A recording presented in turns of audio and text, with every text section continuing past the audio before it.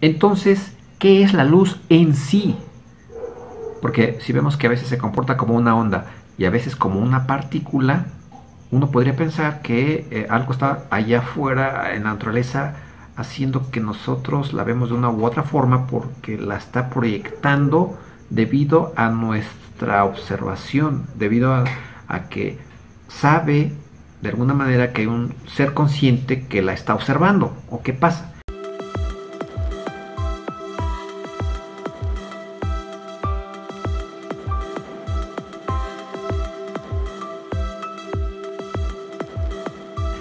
Bueno, hay algo concreto que resuelve esto, que es la ecuación de Schrödinger. Schrödinger, quien se ganó el premio Nobel por haber encontrado la ecuación que determina con precisión la evolución de un haz independientemente de cómo se haga el experimento. Es decir, cómo se hace el experimento y la ecuación de Schrödinger funciona. Y bueno, la historia es genial. Pero incluso el propio Schrödinger alguna vez dijo que no querían tener nada que ver con esa ecuación, porque no lo lograba entender cómo es posible que se comporte de esa manera la luz y que funcione esta ecuación que tiene conceptos que son propios de la aleatoriedad de la mecánica cuántica y funciona muy bien. Pero bueno, la interpretación que se da entonces es o la ecuación de Schrödinger es la cosa en sí, entonces volvemos a la cuestión idealista de que algo que es abstracto, porque una ecuación, ¿dónde vive? Vive en el mundo abstracto. Las ecuaciones son perfectas porque cuando se aplican los fenómenos se adaptan de una forma aproximada, o sea, tampoco hay que pensar que una ecuación dice con exactitud el comportamiento de un fenómeno, no, sino con una precisión que puede ser tan grande que uno diga, pues es que esta es la mera, como ha pasado con las ecuaciones clásicas que funcionan muy bien, pero llega un momento en el que ya no funcionan. Bien, entonces la ecuación de Schrödinger es la cosa en sí y bueno, las interpretaciones de la cosa en sí también han variado, ¿no? ¿Qué es lo que piensan otros? Vamos a ver, ¿cuáles son las interpretaciones acerca de este fenómeno? Bueno, está la interpretación de Copenhague. En ella se toma en cuenta el principio de incertidumbre de Heisenberg y el principio de complementariedad de Bohr. Lo que hacen es considerar un sistema en donde no se puede saber la velocidad y la posición al mismo tiempo, como sí sucede, por ejemplo, con la mecánica clásica. En el mundo clásico, no de las partículas elementales, sino de las cosas de tamaños que nosotros podemos apreciar a simple vista, ahí sí, los objetos, las pelotas, las piedras, la luna, los planetas, con toda facilidad podemos conocer, por ejemplo, esas dos variables, posición y velocidad al mismo tiempo. Pero en esta interpretación de Copenhague lo que dice es que solamente se puede conocer con precisión una sola variable, que así es el mundo cuántico. Que no hay otra, porque tiene que ser siempre conocer varias variables como en el mundo clásico. O sea, porque tiene que obedecernos la naturaleza. O sea, creíamos en el mundo clásico que así era, porque así evolucionamos, así lo aprendimos a pensar que las cosas están ahí, independientemente de que nosotros estemos o no, de que se conozcan diferentes variables al mismo tiempo, o diferentes características de los objetos, de las cosas al mismo tiempo. Pero con la cuántica no tiene por qué seguir ese mismo comportamiento, que es lo que han descubierto. Entonces, según la interpretación de Copenhague, cuando por ejemplo se viaja, un electrón viaja del punto A al punto B, dice Bohr, no podemos hacer ninguna suposición de qué camino exactamente siguió el electrón, porque no lo hemos observado. Hasta que no observemos algo, es cuando ya podemos hacer las mediciones y decir algo de ese algo precisamente. Y por otro lado está la interpretación estadística, que lo único que dice es que todo el ensamble de partículas se comporta de una forma estadística, es decir, sabemos la probabilidad que va a tener un sistema a lo largo del tiempo, con la probabilidad que va a tener de estar en tal o cual posición, como pasa por ejemplo con el átomo de hidrógeno.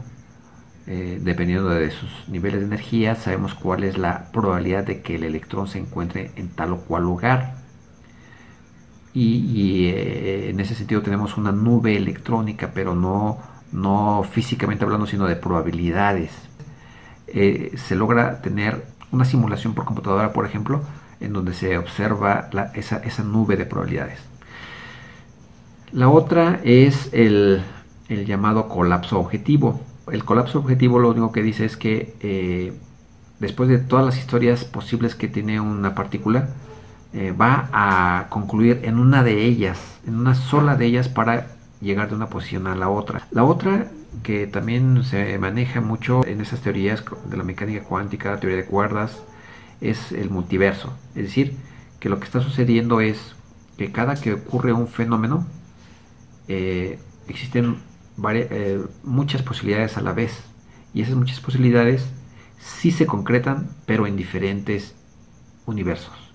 Y en nosotros lo que vemos es una de tantas posibilidades para que se obtenga el resultado que estamos observando en ese momento.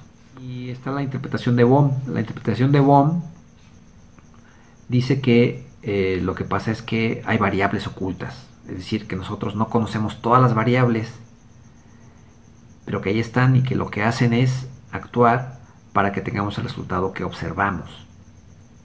O sea, en pocas palabras, no tenemos toda la información y que posiblemente algún día sí la tengamos y podamos concluir que finalmente sí es determinista el comportamiento de la naturaleza.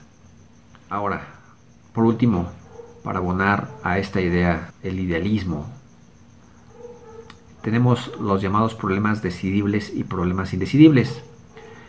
Algo que es importante y por lo cual también es muy trascendental lo que hizo Alan Turing es que definió muy bien el tipo de problemas que se pueden resolver y los que no se pueden resolver. O sea, se logra entender que todos los problemas que son decidibles es un número tan grande como el número de números naturales que existen. ¿Cuántos números naturales hay? Pues una infinidad.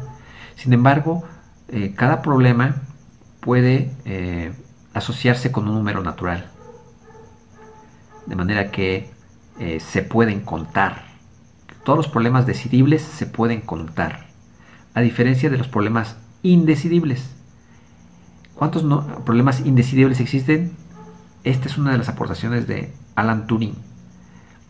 Él logró saber con certeza que los problemas indecidibles no se pueden contar, que son tantos como los números reales.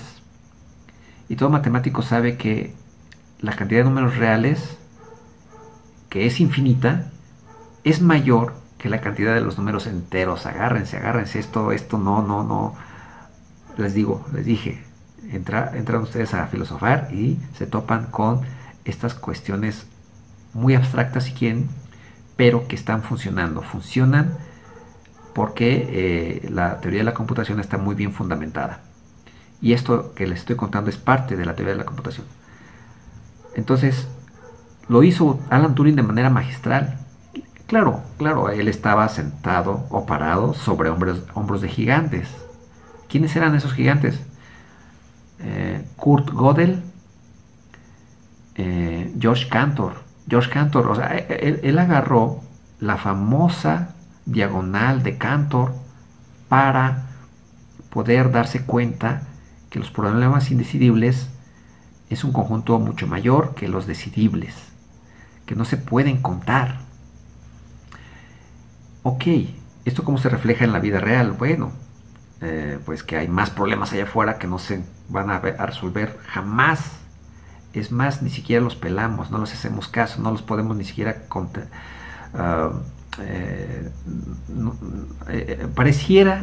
fíjense, pareciera que hay más problemas de los decidibles. ¿Por qué? Porque pues nosotros los hemos estado construyendo y pues estamos rodeados de un montón, de muchos, que por cierto no es un número infinito, obviamente, de los que hemos nosotros formulado. Claro, hay millones de problemas que hemos estado resolviendo, pero millones para nada se acerca a infinito.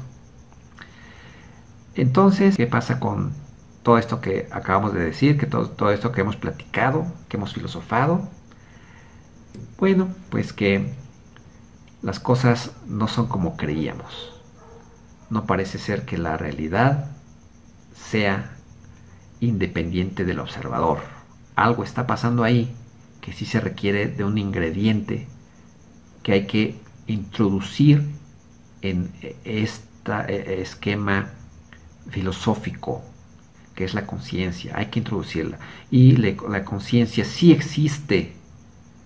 Eso es lo que me permite concluir con toda certeza que hay que introducirla como parte de. Si no les gusta o si no nos gusta decir que es materia, bueno, no lo vamos a decir porque no existe una teoría que nos permita encontrar esa equivalencia como ya pasó con la energía y la materia. Pero lo que sí es cierto es que está jugando un papel importante para, fíjense, no solamente la mecánica cuántica, también está jugando un papel muy importante en la relatividad general. Ahí es otro boleto. ¿Por qué?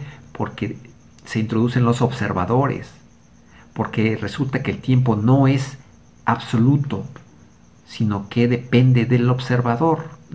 Cada observador, y se habla eso, o sea, yo no lo digo, es lo que dice la relatividad general, cada observador tiene su tiempo propio. En fin, podemos platicar de esto en otro video con más detenimiento. Bien, pues podemos concluir que con todo esto que hemos estado filosofando, que la realidad debe ser todo, o sea, lo que hay allá afuera debe ser mucho mayor a todo lo que hemos nosotros comprendido, que la verdad nos estamos dando cuenta que es muy poco de lo que parece que realmente es el universo. Fíjense, todo el siglo pasado estaba la gente, los científicos pensando que ya nada más era cuestión de saber cuánta masa había en el universo para poder decidir si era cerrado, abierto, si era parabólico, hiperbólico o esférico.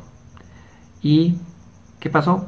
Pues resulta que ya no se sabe porque se está expandiendo a lo bestia. Y todavía pongan la masa oscura. Es decir, resulta que toda la masa que hay en el universo, que nosotros hemos detectado, es solamente un 5% de la que hay. Y la energía que hay en todo el universo es muchísimo mayor que la que se calcula que debiera existir. La tabla periódica representa el 5% de toda la masa y de toda la materia que existe en el universo. Y luego, si eso aunamos la cuestión del origen de la vida, que es un problema que no se resuelve y no se resuelve y no se sabe. La existencia de otros seres, bueno, en fin. Parece ser que no nos estamos acercando ni tantito a lo que realmente, a lo que en sí es el universo. Y bueno, me gustaría terminar simplemente recordando dos frases. ¿Qué dice Albert Einstein? Dios no juega a los dados. Bueno, esa es la frase que representa el materialismo y el realismo filosófico, si lo pensamos bien, piénsenlo, se los dejo de tarea. ¿Qué dice Stephen Hawking? Pues resulta que Dios sí juega a los dados y los echa a donde nadie los ve.